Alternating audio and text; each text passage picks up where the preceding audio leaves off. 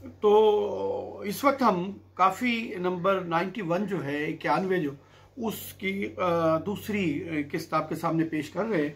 जैसा कि हमने आपको बताया था, दीवान फरीद बिन तहकीक से है ये। आपको बताया था कि ये काफ़ी कदर तवील थी, इसलिए हमने इसे दो हिस्सों में किया और ये काफ़ी तंजीही और तशबीही के दरमियान तकसीम है। आखिरी मिसरे इसके तंजीही हो जाते हैं, वो हम आपकी खिदमत पेश करेंगे। इसको हम जल्दी जल्दी पढ़ेंगे।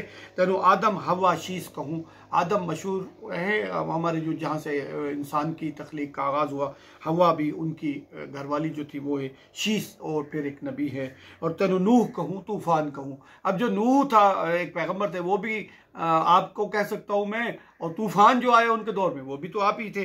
तेनो इब्राहीम खलील कहूँ। तेनो मूसा बिन इमरान कहूँ। तेनु हर दिल दा दिलदार कहूँ।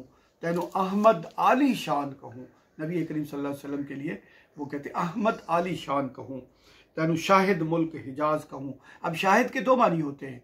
शाहिद का एक माना होता है गवाह, और शाहिद का दूसरा माना होता है महबूब। यहाँ पर जो है महबूब के मानों में आया है। तेनु शाहिद मुल्क हिजाज कहूँ, तुम्हें हिजाज का वो महबूब कहूँ मैं। और तेनु बायस कौन मकान कहूँ। और अल्लाह, और नबी करीम सल्लल्लाहु अलैहि वसल्लम के बारे में भी ये ही है कि बायस कौन मकान हमारी नज़र में वही ज़ात अक़दस है। तो वो कह रहे हैं तेनु नाज कहूँ, अंदाज कहूँ। तेनु हूर परी गिलमान कहूँ। तेनु नोक कहूँ, तेनु टोक कहूँ। तेनु सुर्खी कजला पान कहूँ। नोक टोक ये हुस्न के जो सारे सामान है, सुर्खी कजला पान नोक टोक यानी चोट करना। तेनु तबला ते तंबूर कहूँ। तेनु ढोलक सुर ते तान कहूँ। और तेनु हुस्न तिहार सिंगार कहूँ। तेनु इशवा गमजा आन कहूँ। अब ये इशवा गमजा इशवा इशारे अदाए आन आनो बान जिस तरह होता है वो उस माने में है। तेनु इश्क कहूँ, तेनु इल्म कहूँ। तेनु वहम यकीन गुमान कहूँ कि ए महबूब वहम में भी तू ही है, और गुमान भी तू ही है, और यकीन भी तू ही है। जब तेरे अलावा कोई है ही नहीं तो फिर सब कुछ तुम्हें ही कहना पड़ेगा। और तेनु हिस्स कवा इदराक कहूँ। इस पर हम थोड़ा टाइम लेंगे। ये 130 साल में पहली मरतबा हुआ कि इस मिसरे में एक गलती मुसलसल चली आ रही थी। इसको लोगों ने लिख दिया था तेनु हुस्न कवी इदराक कहूँ। तो ये कुछ नहीं होता। हुस्न कवी इदराक का क्या मतलब होता है? कुछ भी नहीं है। हुस्न कवी इदराक, इदराक माने होता है पहुँचना, समझना, या समझने की जो ताकत है इंसान के अंदर, सलाहियत है, उसको कहते हैं इदराक। हुस्न कवी इदराक नहीं था, ये था हुस्न तेनु हिस्स कवा इदराक। ये इंसान के मशमूलात है जिस पर इंसान मुश्तमल है। उसमें हिस्स का होना, कवा का होना और इदराक का होना। तेनु ज़ौक़ कहूँ, विजदान कहूँ। तेनु शुक्र कहूँ, सकरान कहूँ कि तुम्हें मैं खुमार और मखमूर कहूँ। तेनु हैरत ते हैरान कहूँ। अब हैरत भी आप ही है और हैरान भी आप ही है। तस्लीम कहूँ, तलवीन कहूँ, तमकीन कहूँ, इरफान कहूँ। अब ये तस्लीम, तकवीन, तलवीन, अब तलवीन का लफ्ज़ लौन से निकला है और लौन का माना होता है रंग। तो लेकिन यहाँ पर तलवीन एक और माने में होता है। तलवीन होता है एक तमकीन के उसमें आया है। तमकीन होता है किसी एक चीज़ पर दिल का, ईमान का, ज़ौक़ का पुख्ता हो जाना। इसको कहते हैं तमकीन। मुतमक्किन हो जाना, टिक जाना, काबू पा लेना, इसको कहते हैं तमकीन। और तलवीन होता है कैफियत का तब्दील होना, एक रंग से दूसरा रंग, कभी हाँ में, कभी ना में, कभी हाँ, कभी यकीन आया, कभी गुमान आया, कभी कुछ आया। इसको कहते हैं तलवीन। गैर मुस्तकिल हालत को कहते हैं तलवीन। कि तस्लीम कहूँ, तलवीन कहूँ, तमकीन कहूँ, इरफान करूँ। इरफान यानी किसी चीज़ का इल्म हो जाना और मुकम्मल इरफान हासिल करना, यानी आगाही हासिल कर लेना और उसका पूरा पूरा इल्म हो जाना और उस पर यकीन आ जाने को इरफान कहते हैं। तेनु सुम्बुल सोसन सर्व कहूँ।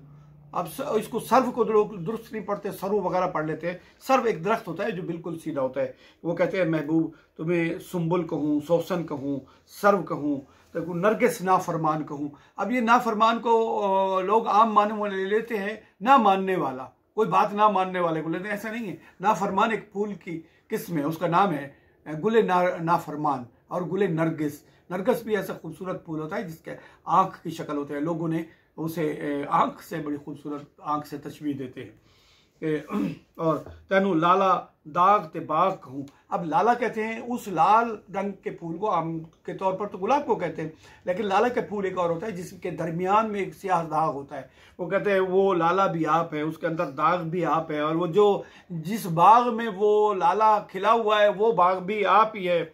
आपको ही मैं गुलजार कहूँ, बुस्तान कहूँ, तेनु खंजर तीर तफंग कहूँ, और बर्छा बाग सिनान कहूँ। तीर तफंग ये सब असला है, बर्छा बाग सिनान, सिनान नेज़े को कहते हैं, ये भी सब अच्छा है। तेनु तीर खुदंग कमान कहूँ।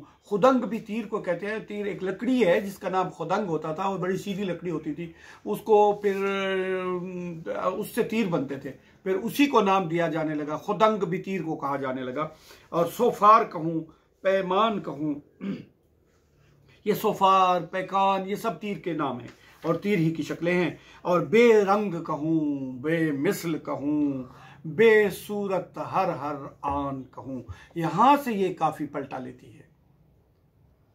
पीछे सारा मामला जो आ रहा था वो आ रहा था तशबीही नुक्ते नजर से, अब यहां से ये काफी पलटकर एकदम से तंजीही में आ जाती है कि आपको किसी की शक्ल में नहीं कहा जा सकता, आपको किसी की मिसाल नहीं दी जा सकती कि आप तो बेमिसलो बेमिसाल हैं, आप जैसा कोई नहीं है। जब आप जैसा कोई नहीं तो फिर आप बेमिसल हैं और बेमिसाल हैं।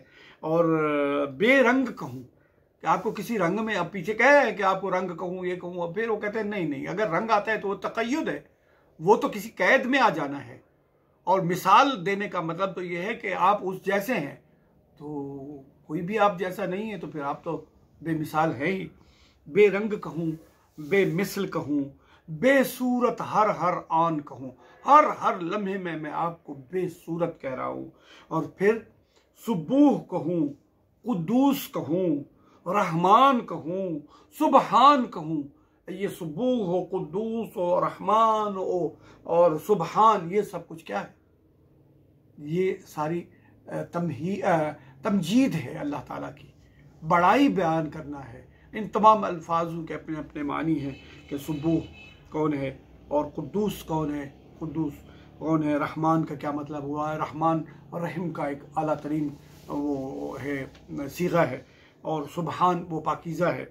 और आगे इन तमाम मिसालों से ख्वाजा साहब मुकम्मल तौर पर वहाँ पर थोड़ी सी तमहीद बांधी तंजीह का। अब ये सारी जब वो तशबीहात वो बयान कर चुके तो फिर आगे जाके वो शेर में कहते हैं, कर तौबा तुर्त फरीद सदा।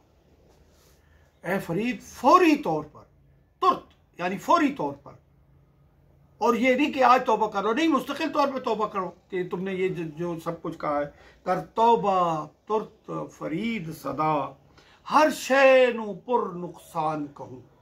अब यहाँ नुकसान का माना हम खसारा ले लेते हैं, घाटा ले लेते हैं कि वो घाटे से भरी हुई है, नहीं, नक्स किसी में किसी चीज का कम हो जाना।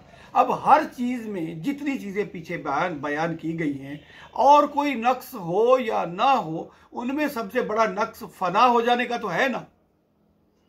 तो तमाम जो तशबीहात मैंने दी हैं मैं उनसे तौबा करता हूँ।